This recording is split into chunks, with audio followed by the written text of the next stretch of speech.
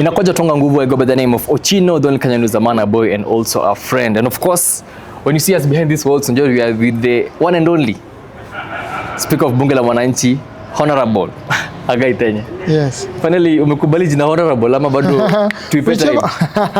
Whichever way, you know, whatever, just as I had told you the other time that your impact on society will determine how you are being called. You can be called honorable and you keep on insulting people, insulting leaders, doing incitement. So the word, based on my acts or my output, that will make them give me names. Yeah. So. Yeah, because I've been given names in different quarters. Different names which I didn't give them to myself. Yeah. Based on my impact on people. Yeah. Sasa, apart from the good work that you're doing at Bunge La Mwananchi, as a person umekuaje? Imekuwa I think 2 weeks, ama 1 week saizi. Yeah. Close to 1 week that tujapatana. How have you been as a person? I've been up and down. You know, I'm preparing for tomorrow's event. Because tomorrow is a very important day in the democratic process. Yeah. I want it to be different. You know, I like standard things.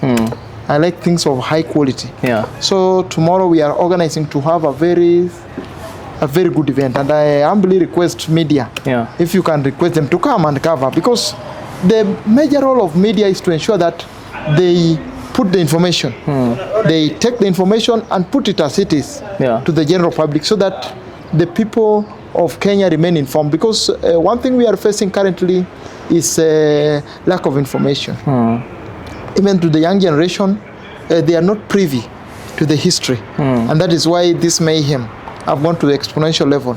And again, there is no one who is ready to articulate what has happened before, what is happening now, and even to say what will happen in future based on our acts now. So there's no one who is ready to it. So media should come in and not only air, because we had a problem even in our group. You saw Peter Kaberia, a very honorable member. He just speak the truth, because media has been corrupted, and who to put and who not to put, it is there.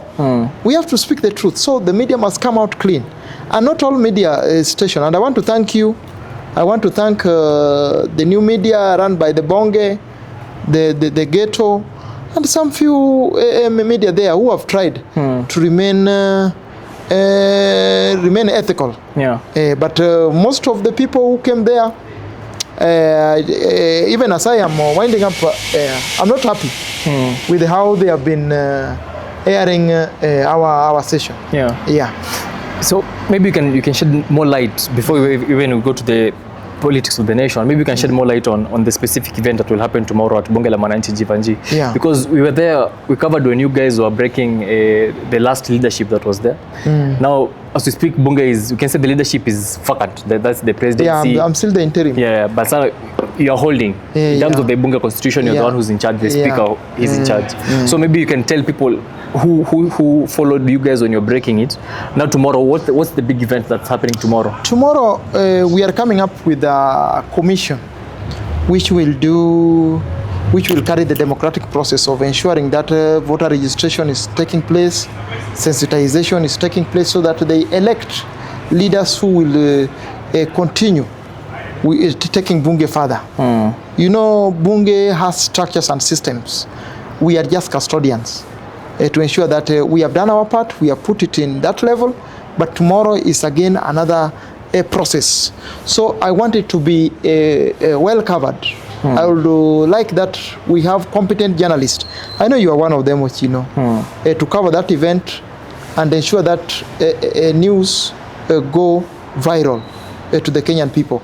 Tomorrow we'll ensure that, because that is a people's assembly, we'll ensure that the commissioners who will be selected by the people are members of high integrity, not members who can work in the interest of those who will be vying in different positions. I had those who want to aspire for president of Bunge, speaker, and other mobilizing speaker. It doesn't work like that. Let members know themselves. You know, it is a society. They know who has integrity and who has not. And they have been asking me, why are you not? No. If we are the people who are agitating for a good governance, why should we corrupt ourselves? Yeah. Why should we? Then we should not castigate the misgovernance. We should not castigate the wrongdoings if we are doing the wrong things. I think genuinity is very, very important.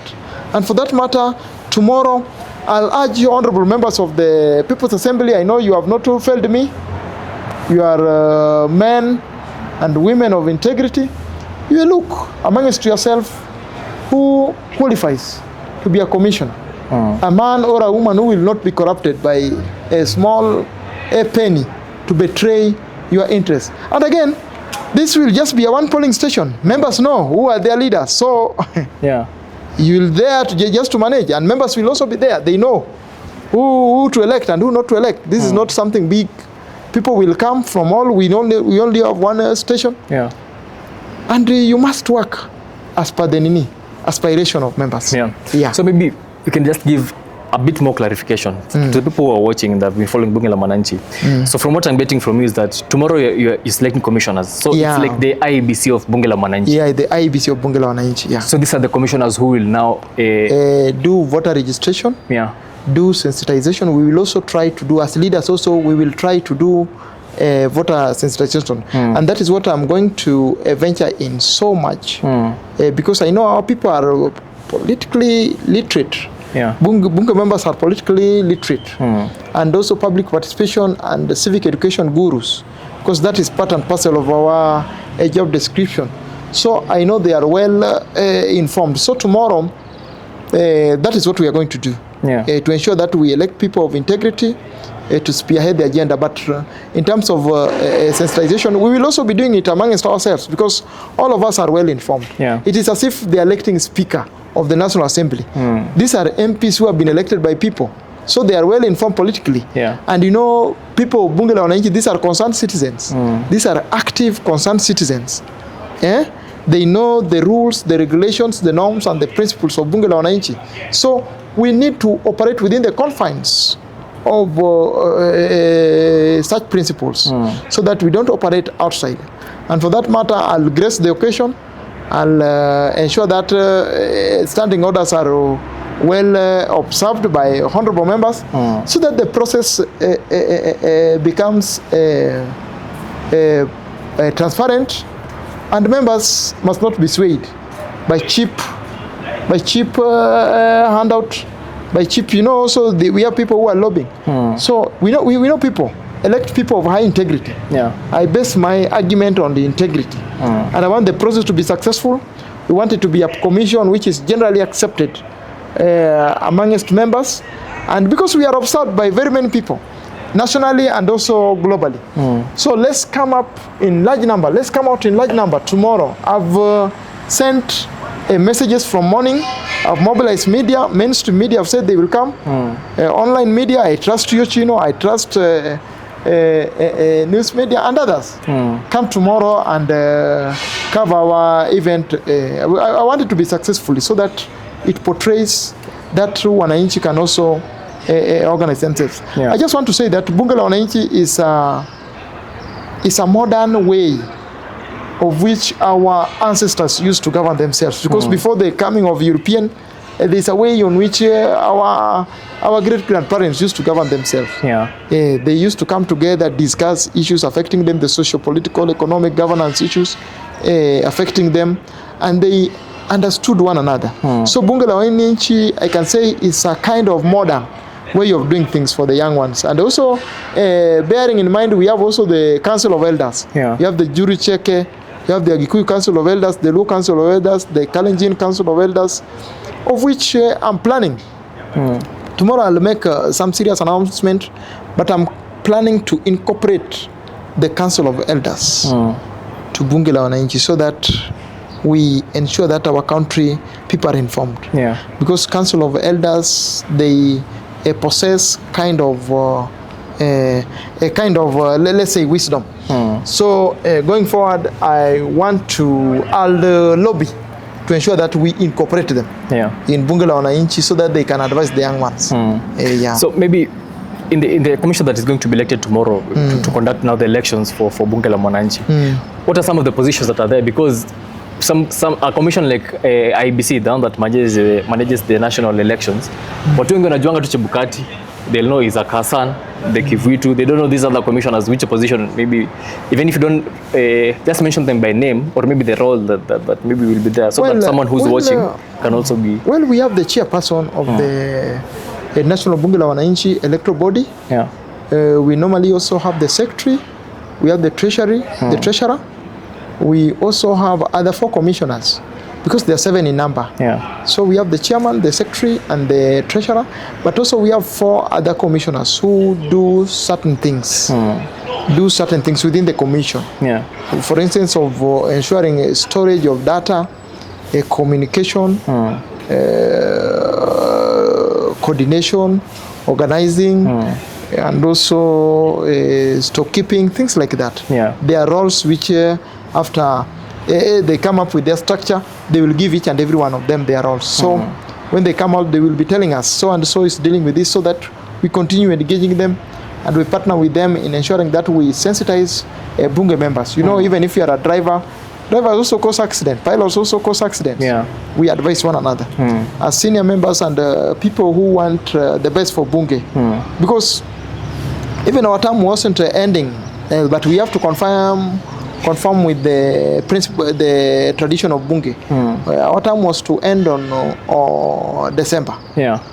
But due to elections which normally happen on August, we just had to do elections on August. If you have a wedding, baby shower, birthday party, or even a corporate event and you need media services, well, look no further than Safari Lens Media Production. Safari Lens Media Production is a media company that offers editing, videography, photography, graphic design services, and also live streaming. So if you have any event, contact Safari Lens Media Production. And I promise you, what I deliver, they'll do you good.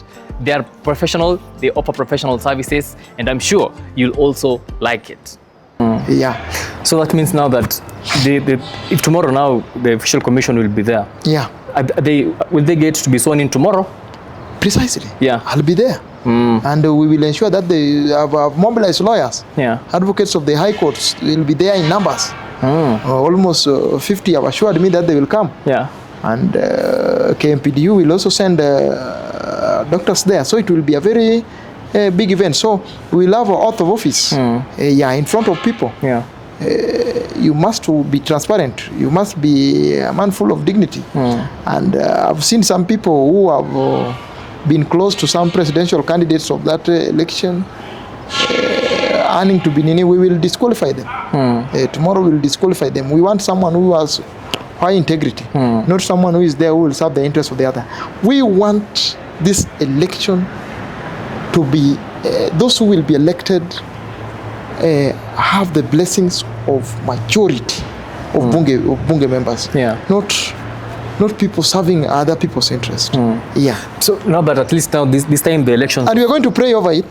We are going to pray from 1 a.m. Up to 3 a.m. over it, so that it be a big thing and a thing which can attract external communities and internal also bodies, the NGO, the government. We want it to be a big thing. We want Bunge La Mwananchi to be a place where it's attractive here, where the bedrock of leaders, a good place which is attractive. Yeah. Now that you're going to now elect a new commission. So this means for the people who have been watching, Bunge La Mwananchi had previous leaders before who were serving for 2 years. So their term ended, and their term didn't end. Their term should end on December 7th. But now we have to work within. Bunge La Mwananchi is bigger than anyone. We must subordinate our interest for the interest of Bunge La Mwananchi constitution. Even Uhuru Kenyatta never served for 10 years, but he had to subordinate his interest to the interest of Kenya. Because the norm has been every August we go for general election. Yeah, we go for general election. So for Bunge, the norm is August. But we were elected on December because of certain things. The other time we had election and things like that. But now the interest of Bunge supersede ours. So now, finally, when we finish on this, then we go to the national politics.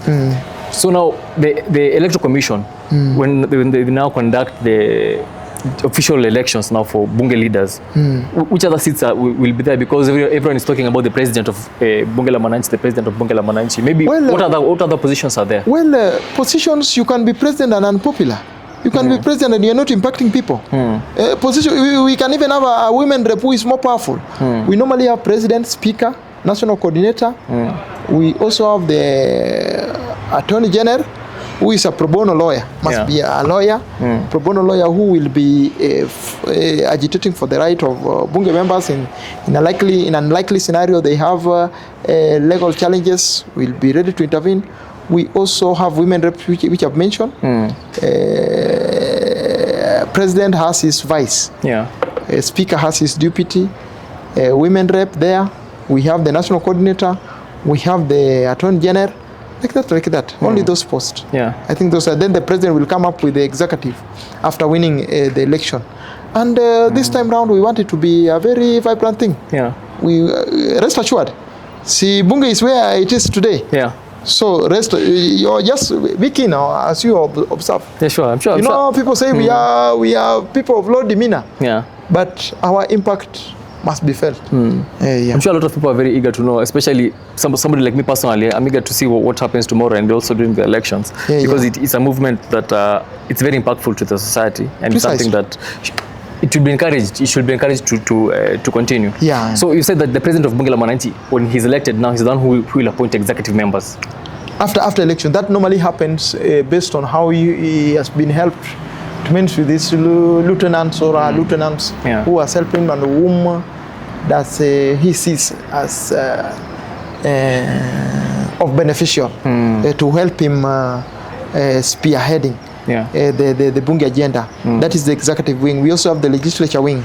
And I want to thank the people who have helped me. You know, I also came up with my panel. And also the sergeant team, Billy Odete, Liverson Mwakoma, very dependable gentlemen. And my panel team, I thank you all, PK, Boni, and all those who work together. I cannot mention all of them. Nawashukuru sana for making the work successful. I'll be economical with the truth. I'll be self-centered. I'll be selfish if I say that I made Bunge great. I myself. There are people who helped me, but also the wisdom. You impact. You know, people can bring you advice. Then you say no. Let us blind it this way. Let us confine it this way. Value addition, so that it impact on the nini. But I just want to repeat again. Media failed me. A good section of media failed me. But we must just work together. Not all of them, 60%. But we must just work together to see. You know, even in Christianity, you forgive and move. All along the way, politics came in, but life has to go on. Sure. I think the issue of media, I think it has been. I think it has been now. It's almost like a clarion call that the media should act professionally and also be professionally, absolutely, because they allow the people need to go infiltrate them. Now, even the things which we were supposed to do haven't been done. And going forward, you are a very professional, Ochino. I depend on you much. We will do a lot, and try also to talk to them. They be professional. In the professionality, that is when resources comes. You know, even in your shamba, you must plow it first. You must water your plants first. That is when you have product. You cannot have product where you have not any. So that is what has happened. But we forgive them. 60%, not all of them. 60% of them. So the new office now will go for a period of 2 years, unopposed, or is it 1 year and then another election? No. You can run for a maximum of 2 years. This one will be done on August, and another election. You know, in the National People's Assembly, we don't embrace coups. I'm not saying that coups never came. Coups came, but we thank God we must work within the Constitution. You know, enmity is also there in politics. Coups were there, and people trying to destabilize. But our Constitution is supreme, And I'm very much thankful. We abided by it. So if elections happen on August, another one will happen on August 2027, alongside the general election.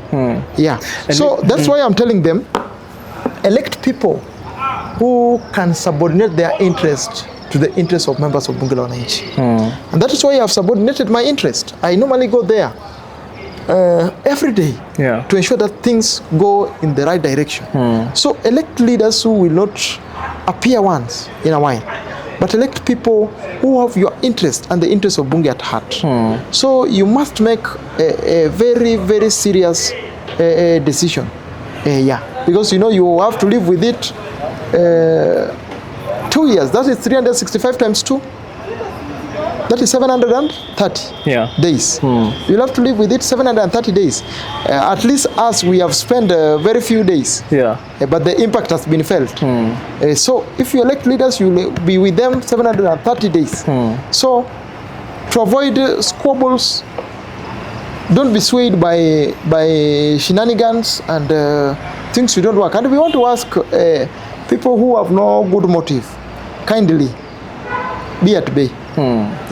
So maybe for finally winding up on these Bunge elections, if a majority of people who are watching you at home, they've maybe got to learn about Bunge La Mwananchi online on social media, on YouTube, on TikTok, and maybe there's someone who's at home and he wants to be a bona fide member of Bunge La Mwananchi, how can they join officially? And also, the constitution, as we've said, the Bunge La Mwananchi has a constitution. Is it available online, or where can they find it physically? Well, if you need it tomorrow, I'll read it, and also I'll share it with the media. I'll share it with the media tomorrow, but it is there. It is there. And if you want to be a member, this is Bunge La Mwananchi. In fact, even Russians have come to our station. So, Mwananchi. It is for everyone. Even William Ruto is Mwananchi. But who's voting speaker? Who will vote for this new? Who will vote members? These are active citizens, concerned citizens will vote. You must know the norms, the traditions, the principles of Bunge La Mwananchi. You must know the history of Bunge La Mwananchi. It's not a matter of just come, because if it is everyone, there are people who will come to they don't know even, some people came and told me, is this just a crowd, a pool of people? No, I told him, no, it isn't. It has structure and system. So you must be well conformed with the tradition. There are questions. Wananchi. Anyone can come, but you must be asked certain questions. So that is why in the commission, we must elect people who understand the history of Bunge, so that when someone comes to register, he will be asked the structure in a certain year, who was the leader, what are the you will be asked certain questions. I don't want to need them, so that we see if do you have that heart of Bunge in you. So that is even many people have been chased not to vote before registration. So this is how we normally do it. Like currently, when you go to a military barracks, the soldiers, there's a way they can communicate. You civilian will not understand. Are you getting me? Yeah, sure. There's a way policemen can communicate in a way you will not understand.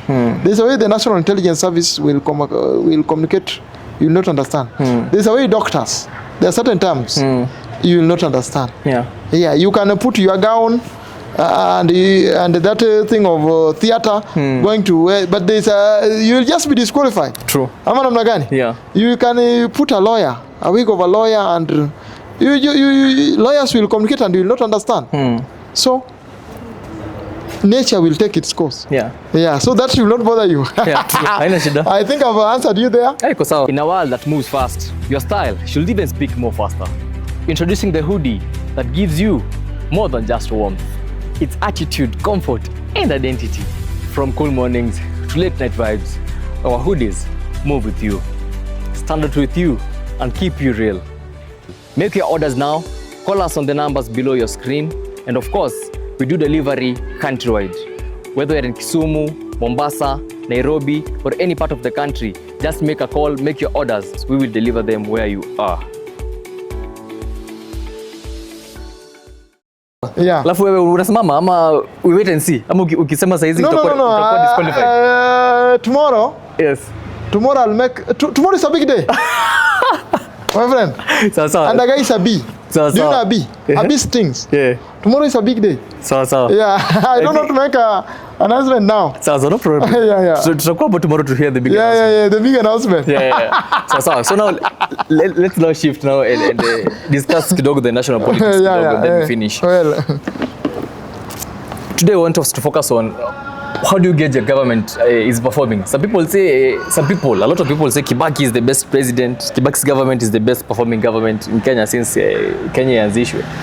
But now, what are some of the things that determine whether a government is performing, and how long after a government is elected should people gauge? And who should say if a government is performing? Thank you very much. Dr. William Samoei Ruto has performed tremendously. The major mistake which Dr. William Ruto does is communication. The people around him and communication has failed him terribly. A lot has been done. When you go to Kisumu, you will see affordable houses. When I went home up country, I saw in a farm one maize plant carries three combs. Agriculture does well. Beans. Food supply will be enormous in the rural part of Kenya. That is food stability. Coming to housing, when you go to Kisumu, when you go to each and every town, in Homa Bay, I've gone to this side, so even in Nairobi here, I've gone to Mombasa, you will see housing project everywhere. Communication is not there, and many Kenyans do not walk around because of resources. So please, communication. The government spokesperson, I even brought him to Bunge so that we partner. Please let us partner to ensure that what the government does reaches the people. When I brought Cabinet Secretary John Bade to talk about finance bill, did you hear a demonstration about finance bill? No. You didn't hear. Communication is what fails this government. Let them come out and communicate.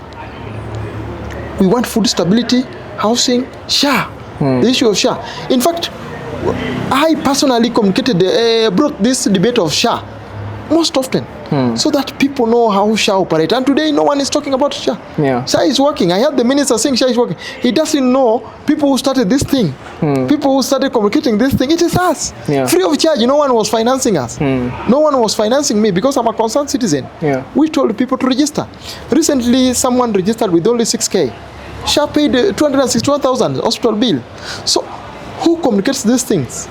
You find that Wananchi goes, when people go and get these services, they keep quiet. Then they say, oh, these things work. So the government must have a machinery to communicate this thing. It is performing, but it is not communicating. And if it has to communicate, then some rogue people who do not know communication skills, they come and this provoke Wananchi. And this is what leads to antagonism, which has gone to exponential level. So communications. They have to come out clearly and communicate what they do, because they do a lot and it is not communicated. And there are some people who are also in government offices. They think that it is the end of they are kings. But those people should be fired. And I'm very mad about this. They should be fired. Because we must elect people not based on their education, but honesty. Are they human?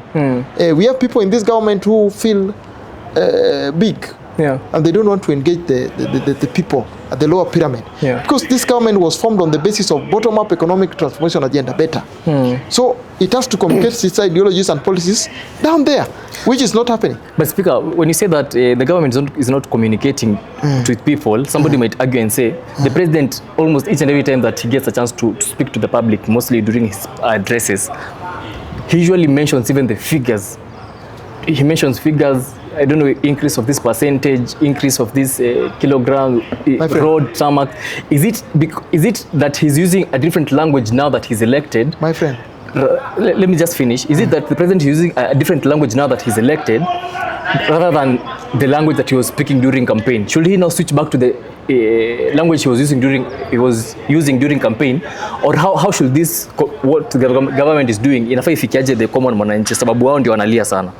We have government machineries, and they can exhaust platforms like Bunge La Mwananchi coming up with the communication strategy. Communication is not just a matter of going on top of your car and shouting. You see, communication is ensuring that wherever you have done these things, people come together and see, this is where we have done, this is what we need. And again, going down and asking people, what do you want? So that people say, you know, you can come, you say roads, and maybe they wanted water. You can say, you say housing, and they wanted a certain kind of nini. So in the book of Muammar Gaddafi, the Green Book, ask the people what they want to achieve. Our people wanted food stability. Now they have food. They will not go to demonstrate. You know, different regions have different interests. Other people wanted housing, shortage of housing. In Nairobi, currently, rent is going down in some areas because tenants are migrating. And this is not communicated. So communication, by saying communication, we have communication experts. And the exhaustion of civic education and public participation platforms. That is what I mean, not going to a rally shouting. I mean, mashinani. Mashinani, kwenda pale mashinani. And you know, President is a politician. There are people who do not like him just because of his tribe or party. So I think let us use civil servants, let us use civil societies, let us use social movements like Bunge La Mwananchi to ensure that those information reaches the people. You know, you can just be just a way based people. The information is good, but it's coming from a wrong person. You see? So let us use certain machineries. So people who are not politically active, and that will be well with the Wananchi. I think that is the truth. We must speak the truth. So there's also the fact that some people allied to the current government, the Kenya Kwanza government, they dismiss people critics who say that the current government is not working. They criticize them. They're saying that ni kelele tu. Some people are saying ni kelele ya town because the empowerment that the government is doing, pata mostly wanafanya mashinani.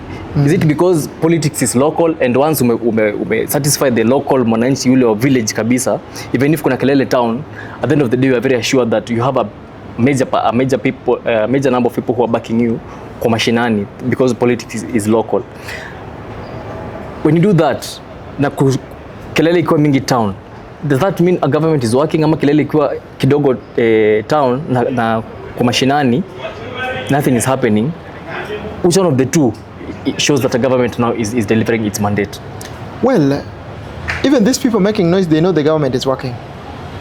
But now how will the government counter that? That is where the government has failed.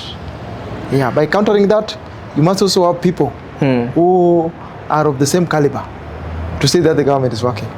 The same caliber to the people who are opposing that government is not working? And they are there. And we have tried. As Bunge La Mwananchi, we have tried. Where the government does bad, we say. Where the government does good, we say. Because Bunge La Mwananchi is not aligned to any political affiliation. We fight for the interests of people. But you know, there are people also serving other interests. And the accusation has gone to exponential level. So, the disclosure of what the government does must also come to exponential level.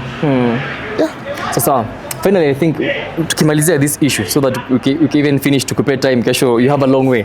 You have a long day ahead. I have to go and also inform them that tomorrow. Tell a friend to tell a friend. Tell a friend to tell a friend. Yes. So the last question is, kuna hiyo kitu yenye you'll find that now a government, when the manifesto is implemented, but now the general public is not satisfied, does the government look at that as they delivered their mandate, or they delivered their manifesto, or should they keep the manifesto aside kidogo wa sort issue ya the common mwananchi anapiga kelele sana? How do you balance that so that also you be able to at the end of the day useme serikali yangu when you're in government we delivered, tulifanya kazi? The major undoing here is how do you implement it? The process of implementation. Are all people engaged? So it is the process of implementation. You can implement even in your house. You can go with the food and everything, and the children will still ask you, wapi? Tam. Ama namna gani? So the process. yes, the end game is always good, but the process of reaching there so that this antagonism can go down. Because being in an environment where people are kind of bitter and are not ready to listen is not also good. To enjoy your presidency, the process. The process, that's why I commenced by saying that the process must be inclusive. Inclusive. Yeah, I know it is time consuming, but you can give it time so that whatever you implement is generally accepted. For instance, the free primary education by President Mwai Kibaki.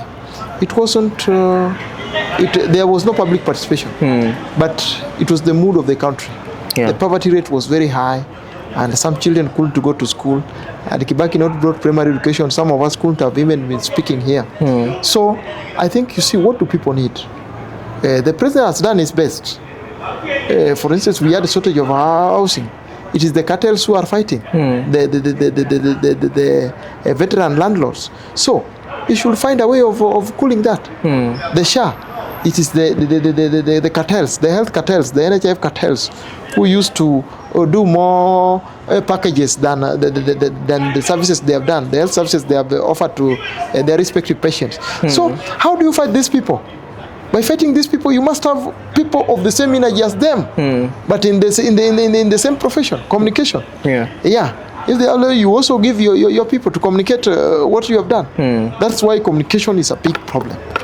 So the government should counterattack the critics. Counterattacks in a right way by people who articulate and with videos. Because Kenyans are not going around their country. The income is lower than the expenditure. They expend a lot, and you find that people just spend on household things. Getting a Kenyan who will go even to tourism even is not easy. Even most of middle class nowadays cannot afford. So, and the media, they must invest in media to kupeperusha mambo kama hayo, because people cannot move around. You use media, you even on the online media, you can go to and take the videos, and even ask the locals, so that people see in a certain area this thing has happened, in certain area this thing has happened, especially online media and also mainstream media, to ensure that this information reaches these people who are causing accusation. That is also a medium of communication. Sasa speaker, tumeshukuru sana. At least tumechukua muda wako, even if it's late kidogo. No problem. I'm always there for you. You are a professional journalist. And I still repeat, most media people have failed me. And that is why I respect you for always there. You follow your work. You don't put money first. Don't make media commercial. Then commerce will just follow you. Commerce will follow you, my brother. Let's make the work seen so that it attracts resources. And I'm very much happy with how you have covered our sessions at the National Bunge La Mwananchi. We'll still work together. I'm still a member of Bunge La Mwananchi until death. Sasa. No pressure. Nimeshukuru sana.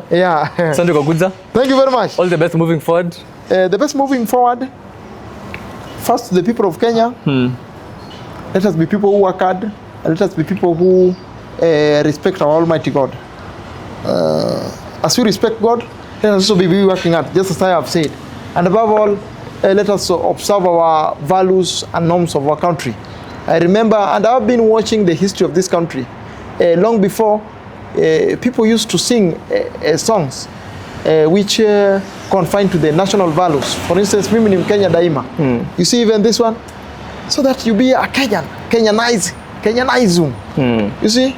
Big thing, yani you are a Kenyan. You see?